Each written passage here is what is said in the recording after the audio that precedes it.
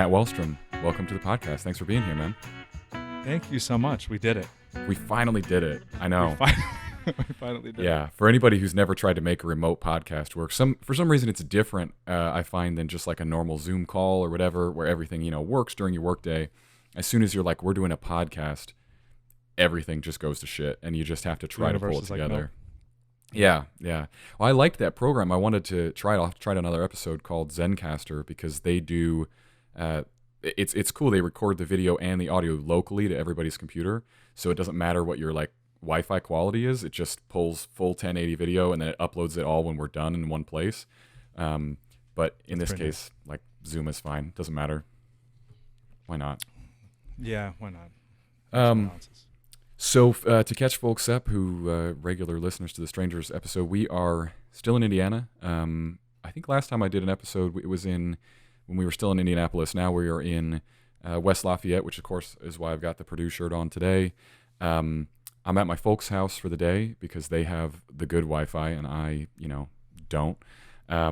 So that's a lot of fun. And if you hear, a dog barking in the background, that is Guinness, and he's a little famous online. So enjoy that, folks. But we've got Matt on the show today, and Matt, I told you I don't do a lot of remote episodes anymore, mostly because I love, sitting down with people for real when I'm traveling and all these things. So I really hope we do get to meet up at some point. But it was hard to ignore you. You're doing some really cool things. I was like, man, I think we got to do a remote episode. I don't know when I'm going to be in Virginia at some point. So can you catch people up and tell them kind of what your deal is, what you do? Yeah. So I am. I guess at this point in my life, I would class myself as an entrepreneur. I've been in real estate for about the past 8 years, running a team with my wife and I, licensed out of DC, Virginia, Maryland. Prior to that, I was in the health and fitness industry for about 15 years. So I was everything from a personal trainer to managing health clubs to a consultant for health clubs around the country, focused on talent acquisition and sales and management training. And I sort of peaked in that industry. It sort of ran its course, and there was an opportunity in 2011 to transition into real estate, which I did. I was very interested in house flipping and the investing side of things, so that sort of was my initial pull towards real estate. But it became lucrative and something I really, really enjoyed. So that became sort of my main revenue source, and my main day-to-day job was growing that real estate team with my wife. And about 3 years ago, I started Epic Roll, which is my jiu-jitsu based clothing company. That happened very organically. It kind of happened where I found out about drop shipping. I made a few t-shirts just with this, logo that I had created, and started to get some positive feedback from it. So people were kind of asking me about it, and hey, do you make this? Do you make that? And that sort of evolved from t-shirts to hoodies to gis and rash guards and shorts and sponsorships, and what it kind of became today and is sort of evolving into. So at this point, I spend most of my time divided between those. In 2008, I invented a bottle called the One Bottle that allows you to keep it was actually started as a baby bottle, but formula and water separate in one bottle. So I have 2 fully granted patents on the mechanics of how that actually functions and works. So I have utility patents on those, and have a business partner, and we are in the process of sort of the last leg of R&D and testing it before we go into mass production, which would hopefully start the end of this year or beginning of next year. So in other words, you have a hard time sitting still. I don't sit still. Yeah. I get that. And you also do jiu-jitsu too. You've got more than just the brand, correct? I believe you're a black belt. Is that true? It is true. Yeah. I've been training for over 16 years, and a black belt under the Tom DeBlass Association through Silverback Academy in Chantilly, Virginia. Nice. I love Chantilly. I've been there a number of times for work, actually. That's a cool area. Oh, nice. Yeah. So it's like 30 minutes from my house. Okay, cool. I gotcha. Yeah, so I feel like that's a recurring theme. I've been lucky enough to have a lot of my coaches and various black belts on the podcast, and there is a recurring theme, which is those folks can't sit still. and everything that they do like full out, whether that's like personal projects or own businesses. I really, one day want to see some of the stats on going through the process of jiu-jitsu and what it really does for a person and all these things, because I feel like there's always a correlation to, start your own business, pursue your own projects, because it just, I don't know. We can talk romantically all we want about jiu-jitsu as a thing, and that's kind of the common like bro conversation we could be doing. But it is true that it instills like a certain amount of discipline in a person, pushes them in a lot of ways. Do you feel like that was hand in hand for you, those two things? I think so. I was saying this the other day that I think my business background taught me a lot of things for jiu-jitsu, and I think jiu-jitsu taught me a lot of things for business. There was definitely overlap, because a common theme in my life with what I've been working on has always been patience, and that ability or tenacity, grit, whatever you want to call it, to kind of just keep chipping away every day at these audacious goals, right, that I have. And so that, getting a jiu-jitsu black belt takes a lot of time, takes a lot of sacrifice, and everybody's journey is different. But on average, it could take somebody 10 years to get that, 8 to 10 years. And it took me longer because of my journey. But nonetheless, it was something that is a constant principle in my life that has just stayed there and been like, the best things in life take time. The things that are the most rewarding are rarely the things that are the easiest to obtain. So now I sit back and I'm standing at the front of the class and I'm looking at people and I'm like, it's a trip. Like it's still a kind of a surreal experience to get to that, because these are the people that you look at for so many years and just go, wow, like that's crazy. Like they got to a black belt. It's amazing. So it's been very cool to go through all of that and then arrive at this point, because, for a lot of my businesses and things that I'm doing, I haven't hit that crescendo yet. It hasn't, peaked. I'm still going through it. I'm still evolving and trying to get better and better. And so with that, yeah, that was an amazing thing, and definitely taught me a lot. It really helped me understand how to be comfortable in uncomfortable situations, right? Like that's sort of a cliche in jiu-jitsu, but it's very true. And now it kind of honestly feels like you're just starting over. It feels like now there's this extra bit of, you're a black belt now. So everywhere you go, you have to be a black belt. You can't just be a black belt at your school. I have to be a black belt when I go and travel around and train at different locations. And there's a lot that comes along with that. It's a big target on your back when you do at some places. So, and my own just need to fulfill a certain level of technical ability and things like that through our school. We have a very high level school, very high level instruction, and so that obviously means a lot to me to make sure that I'm representing well, as for the school as well. So it gives me that extra push to want to just keep learning as much as I can and keep evolving and growing as a grappler. Yeah, it makes sense. I feel like I've experienced a fraction, let me make that clear, a fraction of that feeling, in that, with our lifestyle, we're always at different schools all the time. So I'm never training with the same group for more than about a month at a time. But it was different when I would walk in as a white belt to any gym. And now that I have to walk in as a blue belt, half the time I don't even really want to put that out there, because I'm just like, you have to. And I recognize I've been told by friends like, hey, this isn't really your choice. You have the belt you have. But, you walk in and all these gyms, especially between white and blue, there's such a variety of standards for what that means. So there are gyms that I go to where, I'm a 3-stripe white belt compared to their guys. But there's other gyms where it's like, you're a high-level blue belt almost. Everybody just like approaches it completely differently. But I think I kind of like that part. But you're right. Like, I can't imagine how that feels when you are the black belt walking in, and what a variety of things you might experience in that role, bro. That's a lot of pressure. It's a lot of pressure. It's fun pressure, but it's a lot of pressure, and it's you kind of, I don't know if you ever really 100% get used to it, but it makes you very aware. Like, again, when you have your own standards of what a black belt represents, it's just constantly on your mind. So I'm very aware that I don't know everything, and I'm constantly a student of jiu-jitsu still, just to learn and grow. And And I also feel like now I've been coaching and teaching ever since I was like a blue belt. So that's always been sort of an integral part of the process.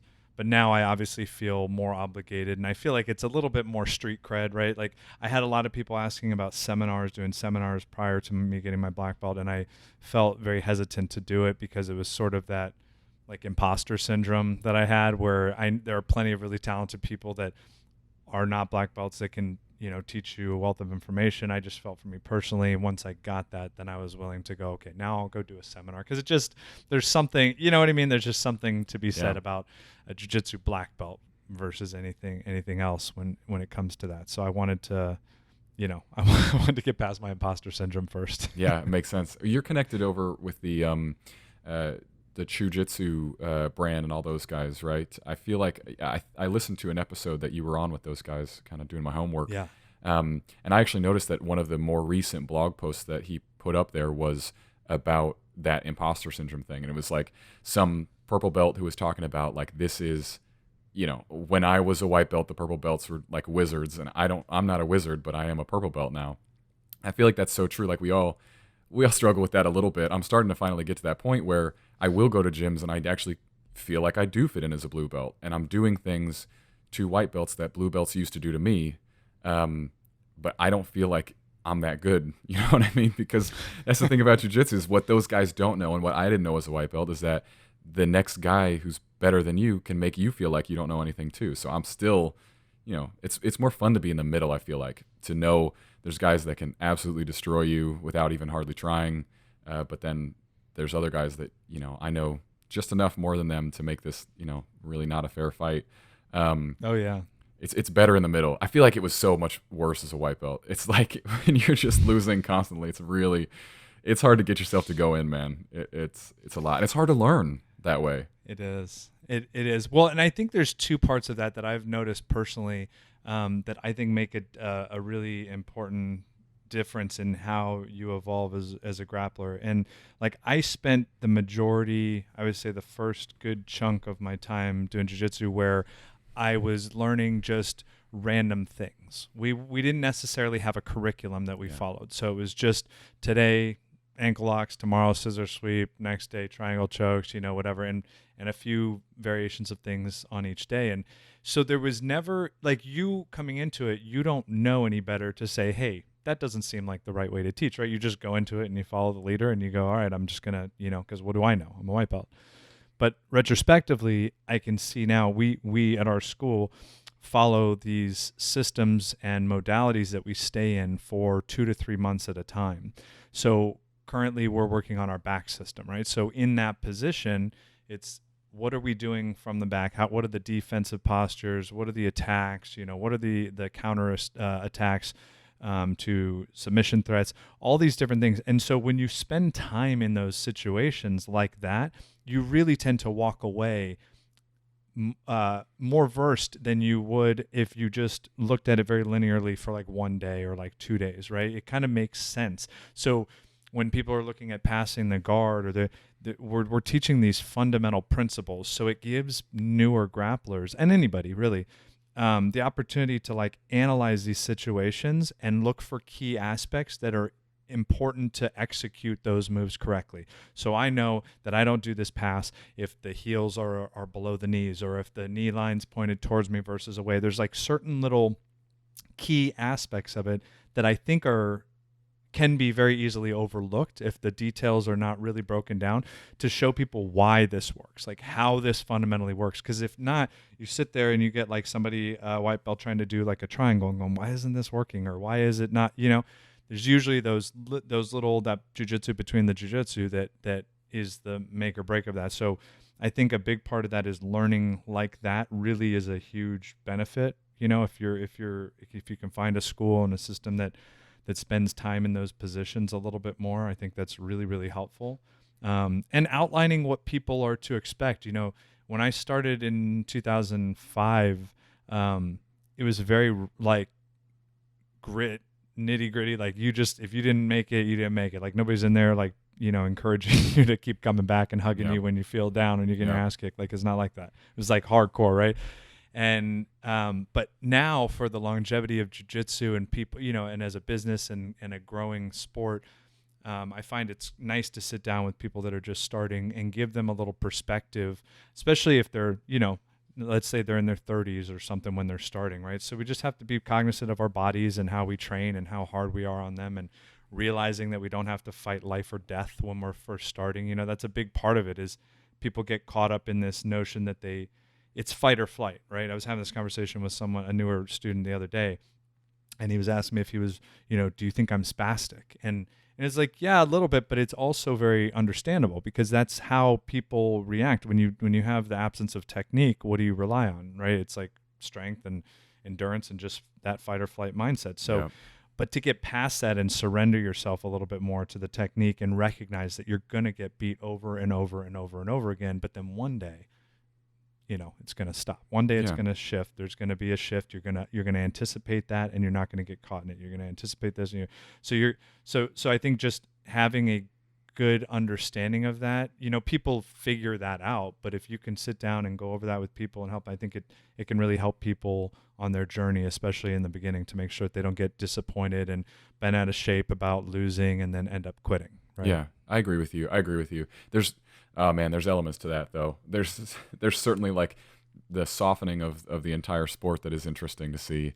It has its pros and cons, I guess. I feel like some of my favorite roles though are honestly the ones where I feel like I'm doing puzzles with someone, where I really feel like there's no rush here. We're just interested in this, and I feel like finally now that I have a certain level of experience, I can roll with newer guys, and I get mad at myself if I resort to strength. Like I get upset I'm like, you could have done that better, because if I can do it as lazy as possible, I feel like that's the key to so much of this. It's like, how relaxed can you be while you sweep that person, or are you really having to put everything you've got into it?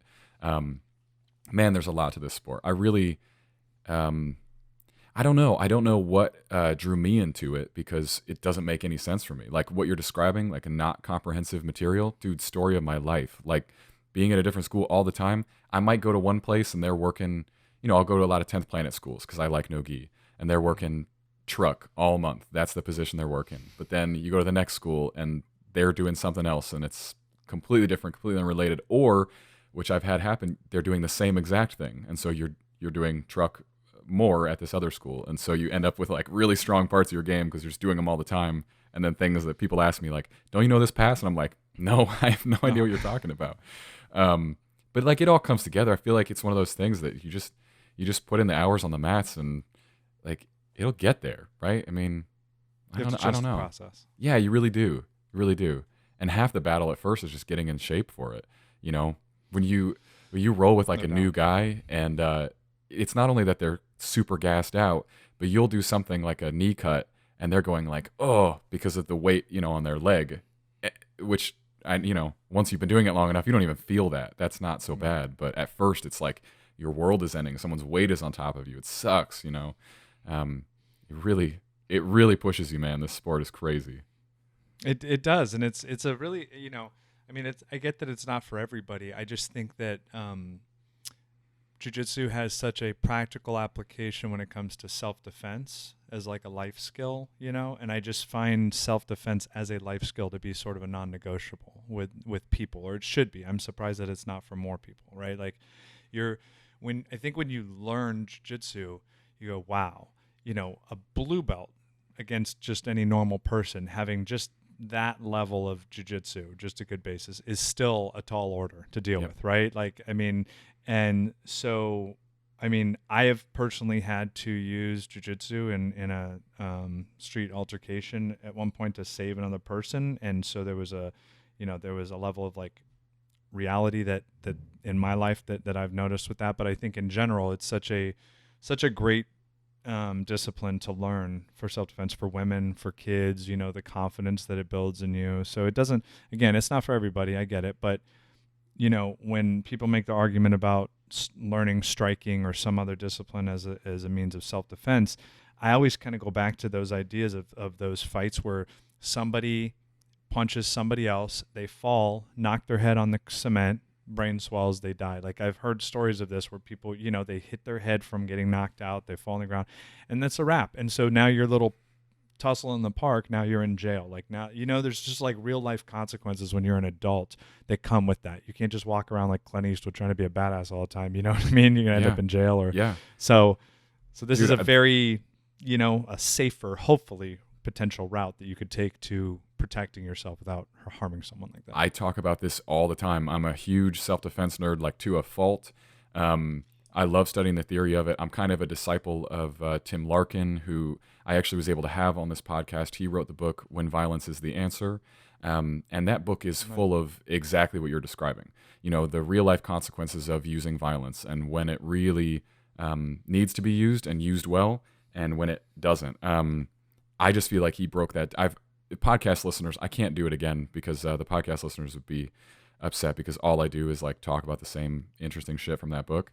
But it's really great. I mean, he talks about exactly the examples that you're talking about, like a altercation between a dad and a coach at a kid's hockey game, and the dad punches the coach. I think he punched the coach. Maybe guy falls on the ice dead. He's got like 3 kids. That's it. And now this guy's facing murder charges. People really don't understand that. I think the other thing though is I did have my eyes open a little bit to the world of striking because I was talking about this, oh man, I forget who with, maybe with Coach Jeremy Horton from 10th Planet Kansas City. I think we talked about it, that jiu-jitsu, that's super great in a one-on-one scenario, but when you might need to strike is if you've got more than one person coming at you because you can't be all tied up with one person at a time.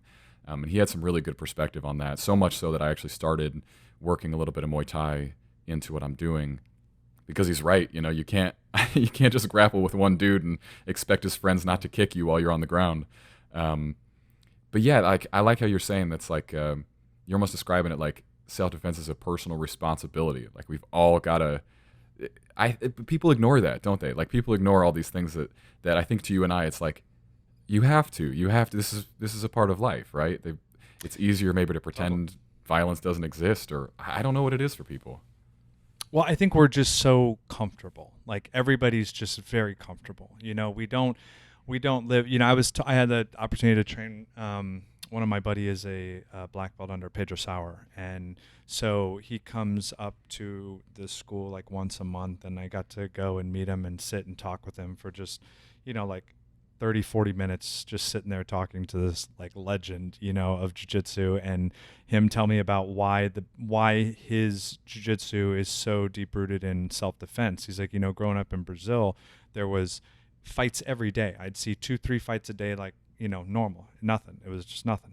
And here he goes, nobody's getting into fights. There's just not a thing, but it's not a problem until it's a problem, right? Like people, you ignore it because it's not an integral part of your life. It's not, and it's so weird because I'm on the other side and we're like, oh, we're fighting every single week and, right. Hardening our bodies and turning into these like Spartan soldiers. But I just, once you learn, right, the perspective that people get from jiu-jitsu is hard to get if you haven't been in it. So you can look at somebody dominating somebody else in a grappling match and go, wow, like you can recognize what's happening, but you don't know what that feels like unless you've been in that situation, had somebody on you, strangling you, doing this and that. So once you learn what that feels like and what the opposite side of it and how vulnerable you are with somebody who does have that type of skill set, it's very eye-opening. And I've said before, like thank God, like I found jiu-jitsu, because I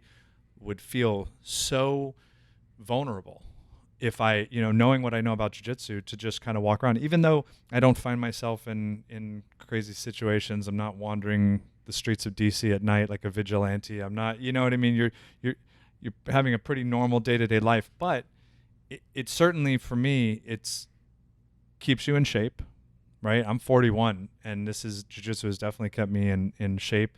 And it's there to give, I have confidence when I walk around with my family and, knowing that I can kind of take care of myself.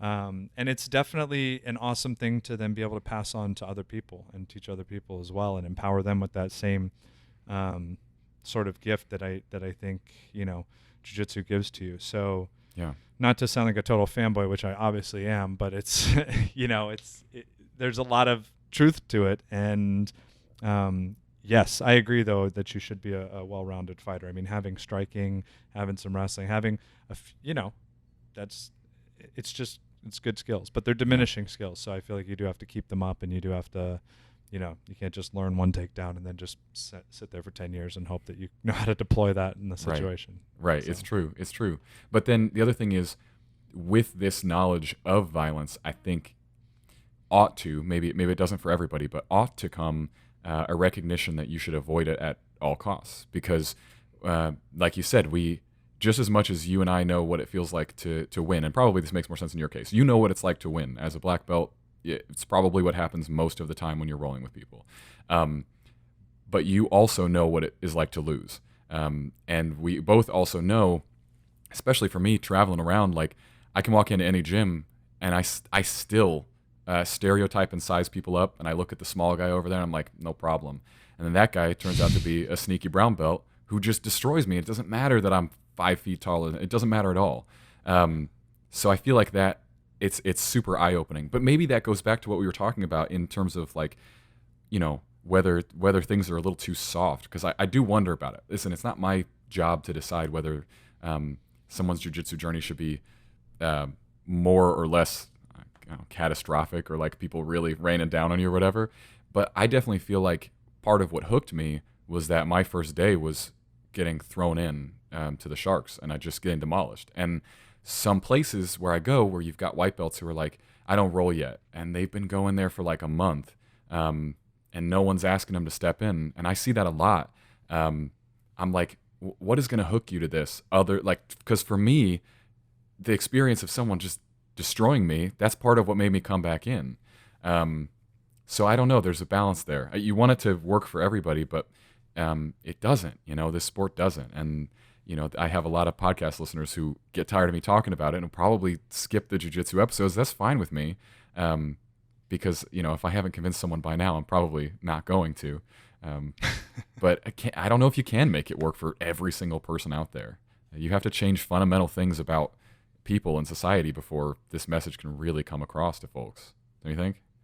yeah, I agree. And I'm also very, if I roll with somebody, I think a lot of the hesitation for people are just coming from insecurities of like, they don't want to lose, or they're, it sucks to go in and get your ass beat all the time over and over again, but eventually that stops, eventually. And you have to be in a school where you feel supported, where they're not just, beating the shit out of everybody nonstop, or at least doing it with some sort of poise, and like the people don't feel like they're just being ragdolled, because Yeah. that's not a good look. And you get injuries from that. But if I'm as a black belt rolling with a newer white belt who's obviously I can kind of read has some level of intimidation with it, I'm going to roll very differently with them, and I'm just going to let them kind of work their game, and I'm going to educate them a little bit and give them some pointers. And I mean, that's the way I do it, because what's the alternative? What, am I just going to pop down and just destroy you minute after minute, and just until you, are just so depressed and you're like, all right, well, this sucks, and you peace out. I mean, That's the thing. That's the thing, dude. I'm finally at that point where like I can grab someone's hand and know like, oh, okay, I know exactly where you're at based on the confidence with which you're grabbing my wrist. I know exactly where you're at, and I know exactly how much force needs to be applied here, and exactly how hard I need to go. To me, the fact that people could get to that purple belt, to that brown belt, even to that black belt, and it's not that they don't know that, but they still throw 100% on someone is rough. That's rough. And I think that's part of the problem with the marketing of jiu-jitsu, because everybody acts like this thing will make you a good person. I don't think so. Yeah. I think if you have the will to be a cool person, then it can really help you. But if you want to stay an asshole, this sport can absolutely make you remain an asshole forever. Like, I've had some, I mean, I know you have too. I've had some weird rolls where I'm like, do you really need this? Like, how does this benefit you to just destroy me right now? I don't understand. You can beat me already. It's on our belts. There's colors that show whether you can beat me or not. I mean, it's like color coded, like a kindergartner would understand this. It's super weird, man. It's really odd outside of a competition setting. Obviously competition, do whatever you need. But in a gym, it's super odd to me. I don't get it. there's something going on with those people. You know what I mean? Jiu-jitsu is supposed to be a beautiful community of people, and so when there's like those, like in our school, that guy wouldn't even survive. You know what I mean? Because not only they just the culture, within the school is different. It doesn't breed that. It breeds community and support, and everybody that bangs hard and goes hard, and we, but never. Never in like a mean sort of a way. We all still have this love for each other and respect each other as teammates. And so that's important. But I do think there's a lot of toxic schools out there. I think there's a lot of, a lot of them, and people have to sort of look at that and take responsibility for their own jiu-jitsu, right? And figure out what's going to work best and where they can be supported. And it sucks because I've heard of a lot of people where that's the school that's in their area. That's the only school they can go to. And they're just like, shit, I got to be in here with these people. And it's a bummer. So it's hopefully something that as the sport grows, the community will grow and you'll find less and less of those people out there, because I travel all over the place. And every time I go around to schools, like 99% of the time, everybody's cool. Everybody's super cool and chill and very, welcoming, and it's awesome. Yeah. Yeah. I mean, I've met hundreds of people at this point, and I can literally count on one hand the people that I'm like, oh, this sport made you worse. So it's not that many. It's an outlier. But it is what it is. I think, to me, I feel like any good enterprise, including a sport like jiu-jitsu, needs a good philosophy to go along with it. And that's really important. And sometimes I think that the philosophy of jiu-jitsu is like failing people. It's failing their expectations. Because there's a lot of the same, it's kind of an echo chamber. You know what I mean? A lot of the jiu-jitsu podcasts is kind of the same things. They talk about ego death and all these various things. It's kind of just how that culture has bloomed, I guess. But to me, like, I'm all good with the ego and I'm all good with seeking excellence, but I think we probably define excellence wrong as you get better at jiu-jitsu. It's just a guess. It's a guess I have. I'm sure you'd know more better than I would, but to me, like, the thing that I will personally define as excellence is, as I get better, expending less and less effort to do what I need to do to win. It should be easy, because that would demonstrate that you really know what you're doing. And there's very little violence to that when you do your jiu-jitsu right. But that's a personal, guess, and I can't even say, because I'm on the second fifth of the entire journey, which it's not even really the second fifth. It's like it's much longer from here. So I don't know. What do you think about that? You think there's something there? Yeah, I mean, I think so. I think there's a bunch of things that happen when you get to that level, but one of them is efficiency of your, learning when to use effort, when to not, when to breathe. You definitely get way more comfortable in that, and being able to see those steps ahead of other people. So I think in general that's sort of an expectation at that black belt level, but again, the more the sport grows and you get schools that are popping up in weird, obscure areas where maybe the talent pool is lacking, or the oversight for quality is lacking, and you're going to end up with a bunch of subpar jiu-jitsu players, like sure. There are, like, I hate to say it, I mean, there are people that come to our gym before, and you're like, that you're not that belt, you're not that belt, like that's, you're not that belt here. Like, and our instructor, Sean, is of the mind that when he promotes somebody, say to like a blue belt or a purple belt, he wants them to have the proficiency of that belt anywhere they go. Yeah. So it's not like you're a blue belt here and then you go to 3 other schools and they just, get destroyed. It's about, having a level of competency at each one of those levels that, he can kind of see, and, we all kind of can judge at this point. But I think that's an important distinguishing factor too, is I have seen, I mean, I wouldn't want that, like, personally, like if I was a black belt and just like really not a black belt, that's a crazy thing to be, to like walk around and try to go to schools and different things and have that. We've seen like, blue belts and purple belts tapping and black belt, and you're like, okay. And this wasn't a David and Goliath situation. This is like 2 normal dudes just one with a much superior level of jiu-jitsu than the other. So that's always going to be a thing too, and that's why where you train and who you train with and everything is important. Yeah. Well, and again, it goes back weirdly to that like personal responsibility. Like if you want to measure up to where you're actually at, you've got to go to some other places. You got to experience other things. And some people are so insular to their one community and they don't go outside of it. It's travel opens up the mind, and I think it's true for jiu-jitsu too. That like that'll open up your jiu-jitsu experience in a big way. Because I generally kind of consider myself a mutt because I don't really know any one system at all. But that's awesome because you go to a 10th Planet gym. Don't use your 10th Planet stuff. Use the stuff you got from the other gyms, from the Gracie schools, whatever. Go to the Gracie schools. All I whip out is 10th Planet stuff because that keeps you well-rounded. And then, again, it's like you said, it's like you know where you're at that school. But again, the sport won't make you good. It won't make you have responsibility. It'll just expose it. Absolutely it does. And like you said, it doesn't make you a good person. You can be an asshole and be a black belt. You can be, it's like money. Money doesn't necessarily change you. It amplifies who you already are. So that's fair. If you're a bad person, money might make you, the ability to be a worse person on a bigger scale. Yeah. So, man, I'm surprised you're moving today. I saw your yesterday was Memorial Day as we're recording this, and I saw your Jungle Juice video. Yeah. And I like. You're alive, right? Like you made it through that. Totally good. I rocked it, man. It's so weird. Like getting older. I mean, I never got hangovers like ever, and I would be able to drink all night. I could wake up the next day and go for a run and whatever. And sometimes I'll sit there and I'll have some whiskey with my dad or whatever. And the next day I'm like, oh my God, I can't move. We were killing it with that Jungle Juice. I don't know. I don't know what it was. I don't know what the deal was, but everybody was surprised. Even my wife was like, you're going to make this? She's like, what are you doing? Like, this is going to be gross. And the second everybody tasted it, they're like, oh shit, that's delicious. And but it was like 8 bottles of vodka. Like it was crazy.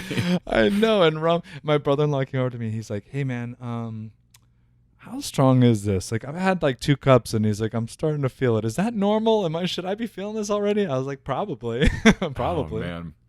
Yeah, that's pretty wild. I got so many messages about that. People are like, are you still alive? Are you still alive?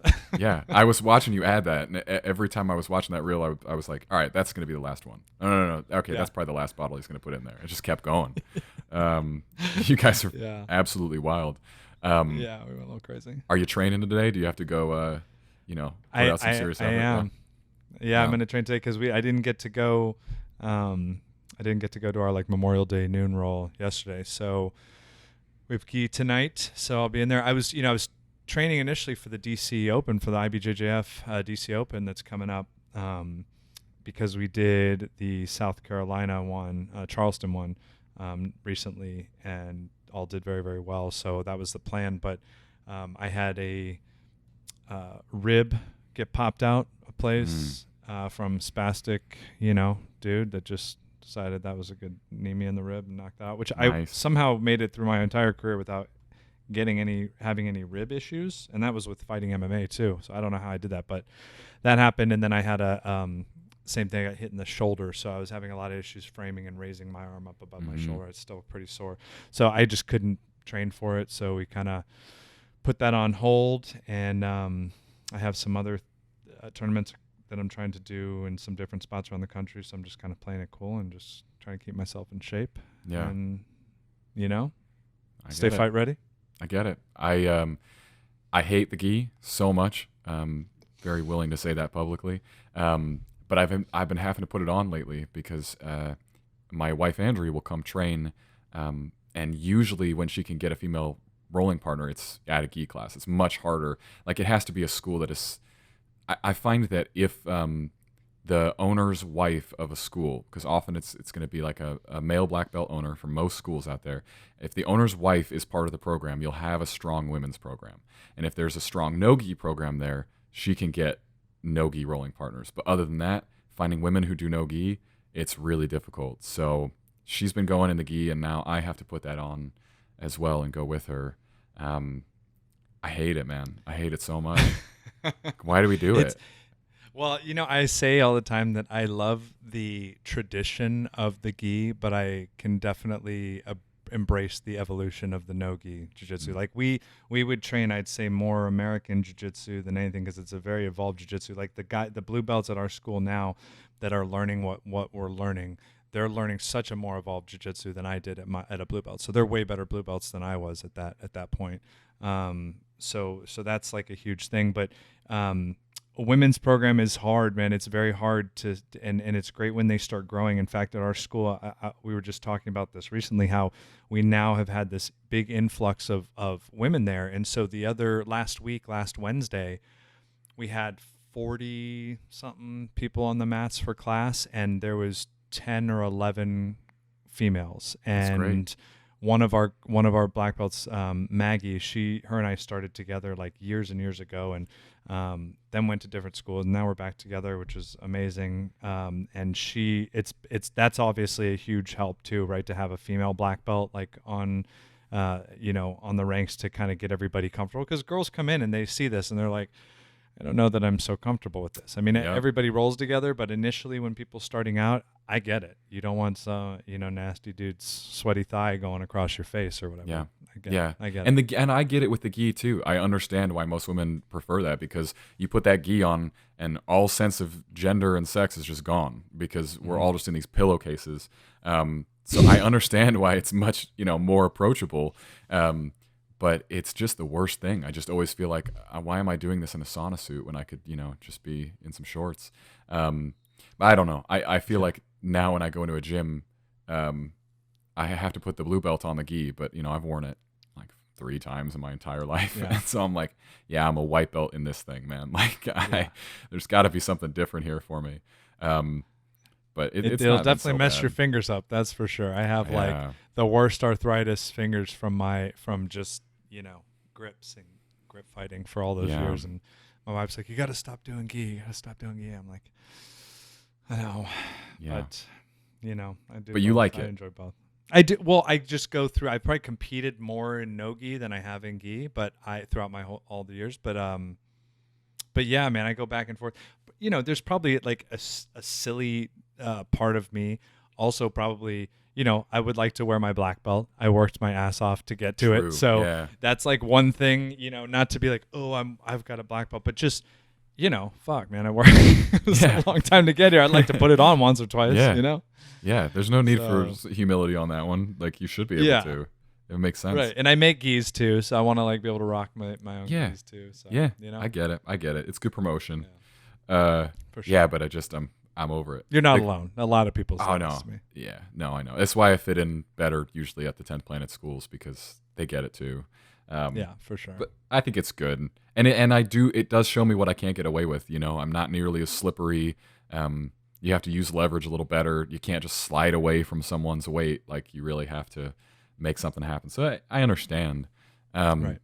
The latest thing that has been fun for me is, I don't know if do you experiment at all with like fitness trackers while you're doing jiu-jitsu? Have you gotten into that at all? I haven't done it with jiu-jitsu, but I used to wear polar heart rate monitors all the time, and that was a huge part of my thing. But I was always like, man, they gotta. And I've seen a couple of products where it's some kind of heart rate monitor. In fact, my buddy Nick Kamalatos, who was up here recently when we shot for his YouTube channel, he after we were done rolling, he took his shirt off and he had a heart rate monitor. I was like, oh, cool. Yeah. I've been thinking about it for a long time. Because they're all crazy expensive, man. But I finally got the new Whoop, 4.0, and because they have a sleeve for it, and you just put this sleeve on like the inside of my bicep. There's a lot of padding there that can really sink in, so I'm not like, it's not pushing on anyone. It'll just push on me first, and it's been working, and it's really cool to see. Slide like, off or anything, huh? No. I got a sleeve size that's like 1 too small, but that's kind of what you need. It's just like, it's really nice and tight. But it was fun. Because I'm in town where my parents live. My dad and sister came out and watched Open Mat this, last weekend, I guess. And so I had that monitor on, and of course it's paired to your phone. And so I handed my dad my phone, and he can watch like my heart rate, as I'm rolling, just going up, and then recover for a minute, and then back up into whatever I'm doing. I don't know, man. I know it's a guy thing because we like toys and data, but I just want to like look at these numbers, and after I'm done, I'm like, oh wow, look at what I did. It makes me really stupid proud. It's awesome. to What see does it. it show for like the does it have you seen or noticed a general amount of calories burned each session? Yeah, it'll show. I don't actually. Does it show calories? I haven't focused on that one, because I've been more interested in the heart rate stuff. Oh yeah, it Yeah, does I show was just calories. curious.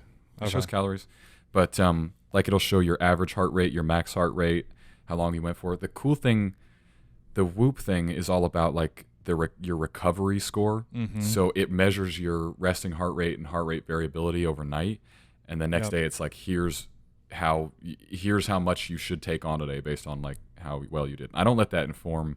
Like I'm still going to go train hard at jiu-jitsu. Like Sure. screw that recovery number. But like that day at open mat, apparently I had slept really well, and it was like you're ready to take on a lot of strain, and I felt good that whole day. So, it kind You of wear it at night when you sleep? yeah, Yeah. yeah. They want you to never take it off, which I think is creepy. Like I'm not going to wear it in the shower, but that's what they want you to do. Like never Wow. leaves your wrist. So yeah, Interesting. Okay. That's cool. Yeah, Pretty I would cool. love to check it out. You have to send me the link on that because I was always curious about what, how much we were burning and what the deal is because I don't know that I've ever found a workout to make me feel the way jiu-jitsu makes No. me feel. Well, I was thinking I'm almost sad I didn't get it earlier because those white belt days are when you're really pressed. Like Yeah. not only Your are you body's out like, of "What shape are you with doing?" it, but you're always in defense mode. You're always losing, so you're always putting out way more energy. So I'm sad I don't have it, back in time a little Yeah. bit, but Yeah, it's pretty no, but fun. that's cool. That's very cool data to see and to see like how you're, obviously that'd be really good for noticing your recovery heart rates in between, like rounds or in between matches and how well you're recovering. So that's cool. Yeah, yeah. I feel like this is something your brand should do because I need like a better strap for it. I need like a blue belt strap for my Whoop. Nice. Like, no one's making that. I don't think there's like an aftermarket. Maybe I have to partner with Whoop. Some Mm-hmm. contact. Have Yeah. my people call their people. Yeah, you call their people. Meaning Well, me. What made you like want to start the brand? Because it's one thing to get into jiu-jitsu. Is it just like you're got that entrepreneur spirit and you just see a business everywhere? Well, I mean, this was more just selfishly to make shirts because I kind of prided myself as a decent designer, and that was a big part of like just growing up. I was always drawing, painting, taking photos, playing on Photoshop. And so when I made the shirts, when I found out about drop shipping, I was like, oh, this is cool. I can just like make some shirts, and I had all the other jiu-jitsu shirts that were out there, and I was kind of just bored with them. I felt like I was over the whole Coca-Cola jiu-jitsu logo, Starbucks jiu-jitsu logo, Yeah. whatever stuff. And no, it was no disrespect to those. I mean, those are cool, but I wanted something that was a little bit more of a lifestyle brand. And so I really sort of unintentionally just put out some t-shirts, and I thought, okay, this will be cool. And then friends started to like them and started to ask to buy them, and that sort of evolved into the different products. And it literally went from let me make a shirt to a second full-time business doing over six figures in revenue, within 3 years. And it gives me a lot of hope for what the future holds for Epic Roll, because it seems to be very well received in the community. And I've been very fortunate to have some amazing partners and friends and people that have, gotten exposure for Epic Roll that you can't even, pay for. So, so that's been amazing, and I think it just comes down to now me again trying to be patient with the growth, because there's a lot more that I could do if I had a lot more money, right? If I had a lot more money, I mean, I'm running this entire business myself, so every design, every website update, every post on Instagram, all of it I have to do. Yeah. So I love it, and it's great, and it's been amazing to get the responses back, and I get messages from people that'll tell me, hey, this is like my favorite jiu-jitsu gear, and this one, and I see what people buy. I don't sell the cheapest stuff, at all. So I'm very humbled by that people spend their money in with it. And in the past month, I've had sales from Azerbaijan, Alaska, Serbia, crazy places around the globe, almost all 50 states in the US, and over 10 countries. And it's pretty incredible to see that growth, and that's what motivates me to kind of keep going. So when I'm sitting there making 20 trips to the post office every week, and when I'm up late trying to edit stuff or put, I just that's what's resonating in my head is just people. Now I feel this sort of obligation that people wear Epic Roll. That's their jiu-jitsu gear, and I was like, I can't let them down. I got to keep going, and I think there's room for it. There's a lot of companies out there, but I think I've proven that I can design some cool stuff, and it seems to be, again, people seem to dig it, so I'm going to keep going. Nice. And Epic, that's not just the word Epic, right? Like that's those letters stand for something, do they not? Yeah, so there was a few different ones that I kind of went through, and to be honest, I don't know that I ever really officially made that acronym the thing that it was going to be. I felt like I was kind of wanted to put something behind it in the beginning to sort of give it some oomph, and but really what it represented was really what Epic Roll represents is just the community of jiu-jitsu. That's why everybody that posts stuff, I'll repost them on our page. That's why our page doesn't look like a normal brand page where it's just their professional photos from their models. Like I want this to grow the community. I want people to be connected, and I've been able to connect people through Epic Roll too, like different businesses and different partners and influencers, and just so that's really what it's been, is the basis of just growing the community, because I felt like it gave me so much, and it was so amazing to meet everybody that I met even prior to this. But now, because of Epic Roll, I have this opportunity to interact with so many other people that I wouldn't otherwise be able to have. So so that's really what it represented for me. Nice. Yeah, that's always an exciting thing. Like I feel like to have something within jiu-jitsu that's further than just I'm doing jiu-jitsu, like because the truth is, as you're training it, like it's all you're going to go home and think about. That's like for a lot of us, it's on your mind all the time because it's so addicting. So hey, if you can make a business out of it and actually do some work with it, that's a lot more fun. Like so I own a marketing company. I've been able to do the same thing, which is like making promo videos for various gyms and things like that. And also we did out in Tucson, we did the bullpen submission series. They were having a night of jiu-jitsu and some combat jiu-jitsu and stuff, and like we got to help them with that live stream and put it all together, which was just a lot of fun. It's so nice when your work can kind of collide with jiu-jitsu, because I'm thinking about it anyway, man.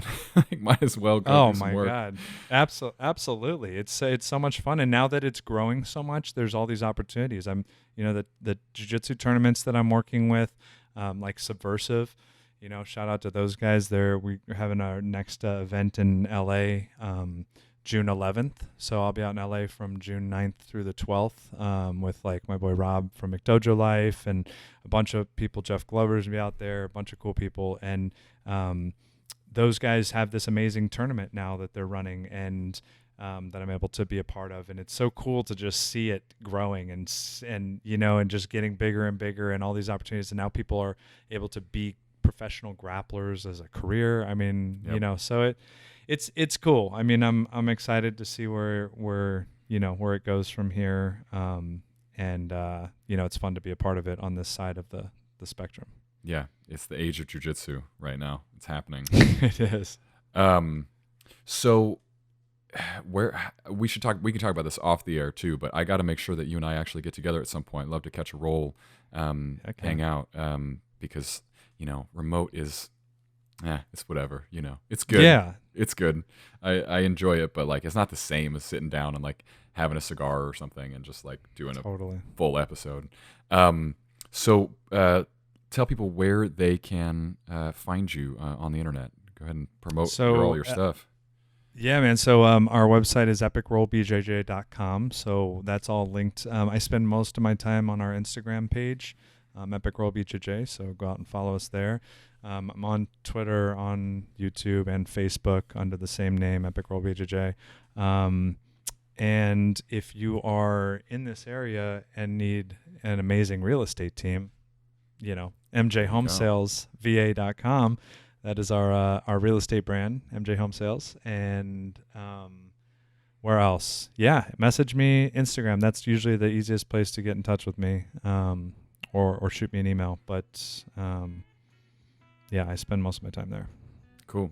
I will link everything up in the episode description so people can find you as well. As always, it'll be at T Hickson Life. I'll have some photos and stuff.